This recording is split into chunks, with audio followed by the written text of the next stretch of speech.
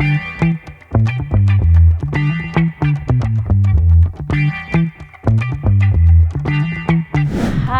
welcome back to another episode of Twiva Talks. Here, we are all about inspiring you. We feature different career paths just to inspire you and give you that kickstart to your journey, or if you're in the middle and you're stuck, just to give you some motivation. So today, I'm joined by a genius. He's a data analyst. Let him introduce himself. Hi, my name is Justin Moipe and I'm the data analyst here at Twiva. So Justin, karibu sana to Thank you. our podcast. Hapa tunakwanga tumechill nini, lakini nafaa tuambie director tupe chai, si maji kila saa. Kasoda kiasi. Na soda. Anyways, let's start off just randomly to get to know you. Just wacha tuanze na some random questions and then before we get deep into our talks. Okay. So if Justin was to describe his life in 3 emojis, which one would they be? 3 emojis. Yeah. I think one would be a chilled one. The one with the glasses, shades. And another, I think laughing a bit, yeah. Okay. Laughing emoji. Yeah. And the third one? The third one, there's this one that, like the curious one. I don't know if you know the curious one. Yes, yeah. I know that. Yeah, that would be the third one. Exactly. Yeah, that one. Haujachagua ile aspects nini? No, I'm more curious. Sometimes I used to think I'm a nerd, but I think I'm more of a curious person. Yeah. Okay. A theme song for your life, like your life journey, what theme song would it be if you had to pick? Theme song? Yes. That goes very well with your life. Is it? I'm not sure of the title, but there's this one, I think it's Rise, something. If it's, I don't know if it's One Direction or, but it's called Rise, yeah. Rise. Okay. Lazima labda tuulize director tuleo nyimbo gani hiyo?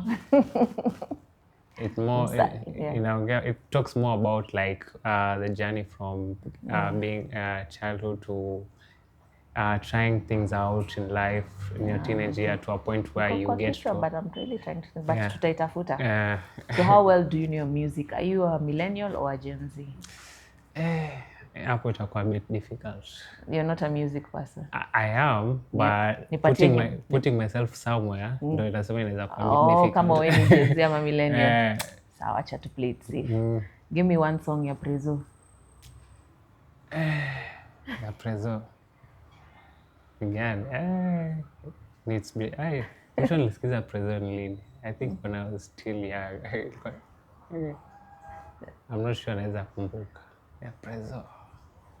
Iko kwa nyimbo, unaweza malizia nyimbo. Excuse me miss, jina langu ni Jackson. Inaitwa Jackson. Anaitwa Jackson. Hiyo nyimbo hujui? Ameimbana na Zizi. Excuse me miss, jina langu ni Jackson. Together me and you tutaleta action. I don't think, unless nisikize tena ndo nitakumbuka like this. Aya, nipatie nyimbo moja ya Simple Boy basi, wacha tusonge recent. Ndio manake. By the way, as I was asking me mwenyewe siji. Okay, comfort food. What's your favorite food that makes you So I like food cooking. So comfort food inaweza kwa, but let's do top 3. Top 3 would be naweza sema chapo. Biryani. Nice. And necessarily I need pizza. Okay. Interesting. Yeah. Sawa, let's get into it. Let's get to know Justin. Yeah. Tell me, who is Justin? Who is Justin? Yes. Live alone career-wise, who is Justin? Yeah. You know, actually, we're discovering Justin together. Nice. Then this is a good session. But I'll say I'm, I'm a person who likes trying things out, and I necessarily don't like limiting myself to what I know. And as I said earlier, I'm also a curious person. So if I find something interesting, I will deep dive into it. Yeah. And in terms of your personality, how would you describe yourself? I'm a chill guy. Spendi maneno nyingi. Sipendi maneno mengi. Yeah. Uh-huh. Mali kuna ugomvi hautaniona sana. Hauwezi patikana. Hauwezi intervene ataka rafiki yako anapigwa mabare. Hauwezi kusaidia. Ama utakimbia uitane. Sasa hapo naweza kuwa mediator in that sense, but I usually like avoiding such scenes ama kuwa in such position. Yeah. So growing up, is this how you've always been from ukwe mtoto? Like you were always chilled? Ama ni kitu umeacquire along the way as you were growing up? I think ilikuwa from a young age. I used to be, first of all, before, even for myself, I used to call myself an introvert. Nilikuwa yule mtu mwenye ni rare, like interacting with people, not that much. Yeah. I was always on my mind, trying to, sometimes more, at a time, I think my mom alikuwa ananiambia I was a TV addict. Yeah. Oh, okay. So like easy cartoons, all that. Yeah. Ilikuwa napenda, and also a comic fan in a way. So yeah, Marvels, nini. There was this, like, if you find someone, kulikuwa na one of my best friends or the people we interact with. Yeah. It's more about comic fiction, science, sci-fi. I used to love sci-fi and animation. All that, yeah. Okay. So growing up, what did you want to be? Yeah, the first one, The first after one, take two. Wacha take two. The first one ukiwa mtoto. Like think, when we used to be asked, what do you want to be when you grow up? Unasema teacher. I think for me ilikuwa pilot. So your journey will change at what point? Ilikuwa driven by that part. Everyone wants to be a pilot. It used to be like the big thing. Someone a pilot. Heshima. Yes. And then moving forward, I started discovering myself and the things I'm interested in. So I became interested more in electronics, anything, not necessarily tech completely, but nilikuwa yule, ilifika a point even my parents, relatives, ilikuwa nile simu ikiharibika ama radio ikiharibika, naambia mpatie Justin anaweza ichokora itengeneze. So I used to be that guy. So play around with electronics, and then I said I want to become at that time nilikuwa electronical engineer. And then growing into it, I came to, I think, I don't know mali nilipata this one, but was a mechatronics engineer. So like it's a combination of both mechanical and electronics. So I said, hey, this is an interesting one. Yeah. Oh, okay. Yeah. So at what point did we get to data? What was that aha moment that made you realize data is what I'm into? So data, it was more of a journey and realization, because growing up, I said 11, nilikuwa napenda watch the movies, the sci-fi, most of it. So kulikuwa na, at that time tulikuwa tunajua the Jarvis, Iron Man Jarvis. So it was more of driven by, it was an AI. We didn't know it was an AI, but at that time it was a fiction. It wasn't real. And actually, I'm surprised that I'm able to interact with AI. Na mimi nilikuwa nasema maybe nikikuwa 60, 70s is when I'll get nitaweza. So, and then kuna point where I started getting myself into tech, of which was mainly into the software part, software engineering and that. And then later I Was this in school or? So it was in school, driven by school, because I used to do the STEM program. Kulikuwa na ile science fair yenye mko mnafanya. Yeah. Sasa hapo ndo mnaambia you build something, and then there was a STEM program ilikuja to a school where it was more about building robots, robotics and all that. So there was the hardware part and the software, you have to program robot yako iende mbele, irudi nyuma, all that. So I became interested now in the software part. Yeah. Sasa I started teaching myself that, the software part, and then later when I became I joined, it was more of a contract, an attachment, yeah, NGO where we were collecting data. So ilikuwa ni mostly about kuchukua data from, actually it's files, alafu naziweka kwa system. So that's where my curiosity iliingia. So it was like, okay, so what is this information that tunaweka kwa computer going to be used for? Like I was trying to, I knew maybe ni just put it together, organize it, because files iko a bit messed up. But that's where the curiosity about data will come in. And from that, though, I decided now to learn a bit of data analytics, and then later I came to, now AI was starting to come up. Ile ChatGPT ndio imetoka 2022, and then now you're like, okay, now this is going deep, and that's when I decided I had, since I'm more of a curious person, I heard about data science, and that's when I got into data science. When I had that data, through data science, you can learn more about AI, and nikajitupa huko ndani. Would you say your journey imekuwa rahisi, umeipenda, and what are some of the challenges umeface along the way? I wouldn't say imekuwa rahisi, but because it's something you love, in a way, hauoni ubaya wake. Sioni ubaya. Kuna times, actually there was time ilikuwa unakaa overnight trying to solve something until like, I think it's part of the, if you are a developer or a data, someone who ana deal na code, ni kuna times vitu hazingiliani, and you don't know why. But iko hapo tu, kuna laptop yako screen inakuangalia. I think those are the time you might say challenging, but in a way it's also a learning curve, because you are learning in the process.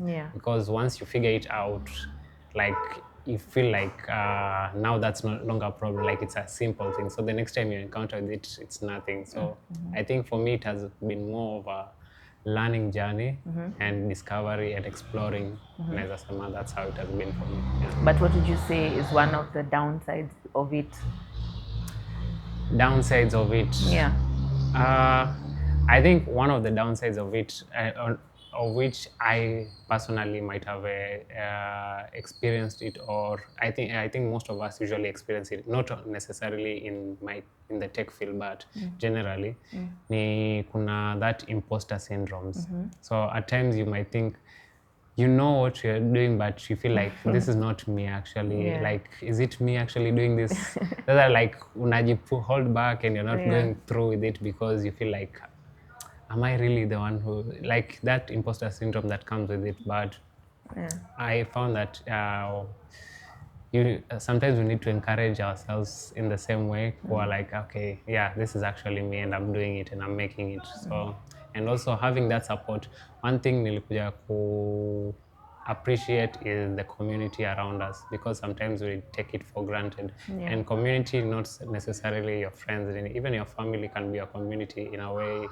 So like at times you might feel down, and you're like, nimeng'ang'ana sana, but I'm not seeing anything. But people say, if you people are there to encourage you and work together, and you feel this is good, I'm in the right path. Okay. Is there a time, tell me about a time where you felt you were stuck, and how did you get yourself out of it in terms of your career, not necessarily just data? So there was a time when I started, like when I was doing necessarily learning online courses, and I felt like in a way I was stuck in a loop for a while. I think kuna hii kitu na experience that I was going for classes. It was more of a online but hybrid in a way. Where I feel like you are doing the same thing each and every day, like uko hapo tu. I didn't feel like I was moving. Like progress at the end of the day, when I'm sitting down nikiangalia what I've done for the day, I feel like it's very little. Like I don't feel like kuna ile I'm making progress. So Yeah. I feel like you're Procrastinate. procrastinate in the Yeah. same place and week in. So I think that's when my moment really hit that I needed to change. And one thing is, most people I say are afraid of it, but I needed to change my environment. Yeah. I felt like in a way environment was a factor because I was comfortable, and that's not a it's not a good place to be most of the time. Yeah. Like, and that's when I decided it was mid-November. Even niliambia my sister first, and then I told my parents, my mom, and then at first they were like, kwa nini? That's when I decided I want to move to Nairobi. I want to be in a different environment. Yeah. So at first it was linked to also studying here because there was the LX program that was going on, so I wanted to do that, but I also felt like I need to be in a different environment and see if that will change, because I felt like I was just in the same environment doing the same thing. I didn't see the progress in that. And I think changing my environment in a way helped me to overcome that thing, procrastination at that moment. You'd say it's really helped? Or are you still feeling somewhat not achieved? Like you've not gotten to your end goal? Bado? Bado. End goal, in my brain, the end goal iko mbali. Like, but right now I can say I can see it. I can see the path. You know, there's really you have that vision, you don't know the where dream, you're going, yeah. but you don't know where you're going. Like, I have it, but you even don't see the path of getting there. But right now I can say my path is a bit clearer. Yeah. So what would you say success would look for you? Like how, like your definition of success in terms of your life personally? Success. Yes. Ni mali gani utafika ndo useme to me imetosha na ufeel umeachieve? Nimeachieve. Success in terms of 5 years or...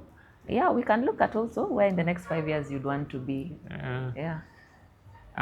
Success to me, I think, will be basically being in a point of impact, where I can say I can see the impact that I've done, not necessarily to me personally, but to people around me, because in a way, I think I'm usually driven by the people who are around me.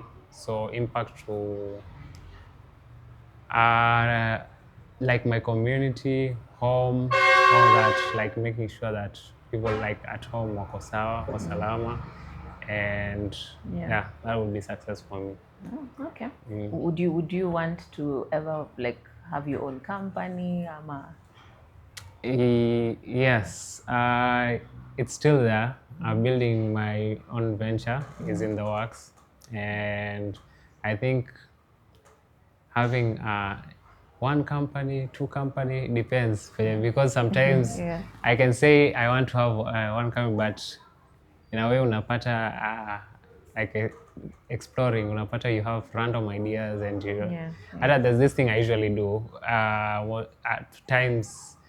If nikikuwa na phone yangu around, I might sit down and then I notice something and then I say, hey, inaweza kuwa a really good business idea. Either niandike kwa notepad yangu hapo, ama I used to have my notebook yenye nilikuwa naandika tu any random idea. There's a time, like even at times I might get random ideas by watching a movie and I'm like, if I do something, this could be a cool idea. So that's how. So I think there's that element of entrepreneurial spirit in me. If you were not doing what you are doing today, in another life, what would you be doing? In another life? Yes. Or not necessarily in another life, labda siku moja uamke useme hii career. What else would you? I think I would have pursued art. Fun fact, I also do art. So from an early age, actually I started drawing, and I went from drawing all the way to painting. And even at some point when I was in high school, I used to do music too. Interesting. Ulikuwa unaimba ama ulikuwa na... Mostly instruments. playing. What, I was what even instruments are you playing? I explored. Zote. Nearly explored because I was part of the school brass band. Nearly Oh. the trumpet, Yeah, cornets, yeah. drums, guitar, piano, a bit like NC sana. I think my favorite really turned out to be a guitar. Oh, interesting. I would have never imagined. That's why I say most people don't even know that I used to do, because Yeah. personally for me how I take life is I'm a person that, okay, people say like find your passion and then follow it, but how will you know something is your passion if you didn't try something else that it might have not been your passion? So like it's a matter of discovery, because you try things, if it doesn't work out, Yeah. move to the next thing until you find something that excites you and you continue doing it, that you feel that this is something I can do for the next 10 years, 5 years. Okay. And that's my life journey actually, how I've been taking it one step at a time. Yeah. Usikuwe ile yenye ati umekuwa okay.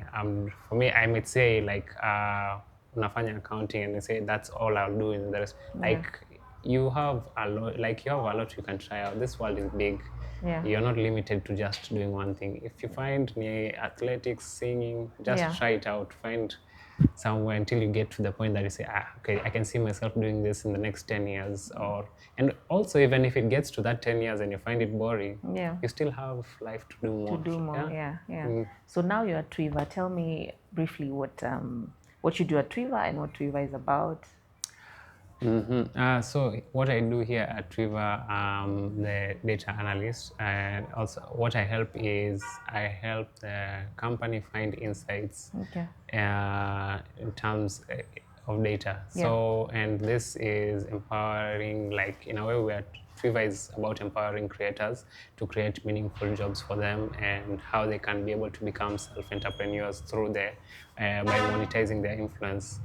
So what we do necessarily here, or what I do is, I can say I help department-wise, like in terms of if they get insights for what progress in terms of sales, all that. So assisting in a way the numbers, getting the numbers, the data, and making insights, like meaningful insights from it.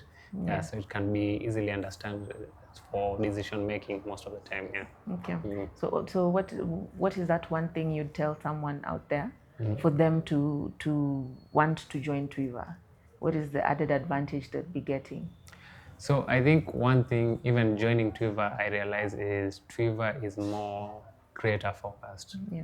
Because I find out, like even I was listening to one reel, I think, where creators out there find it hard to have a sustainable living, like, and people don't necessarily take them that seriously. I find like if you go out and you say, actually, I have a friend of mine who tulikuwa naye high school, and during that time, alisema like, he was doing we were learning together, and he said like, I want to become a creator like Njugush. And at that time he was serious about it, but people walikuwa nafikiria this guy is a joker. Hako serious na maisha yake, like in that moment walikuwa nasema mtu, but you don't realize that that's how people express themselves, and that's how they put something out there to the world that in a way can earn them a living. And right now when I look at that guy, he's a big, like, he's a renowned creator here in Kenya. Anaitwa nani tumfollow? I think anaitwa comedian Mwirigi. Tutamfuata. So he decided then that that's what he wanted to do, and he pursued it. And I think the journey, just looking at the journey that creators go through, is a bit difficult for them, and they have difficulty convincing not only the people around them, but also businesses and brands to work with them. Like, to get to that point, they need to have like that reputation to build it up, and it takes quite a while. Ukiangalia what they've been through.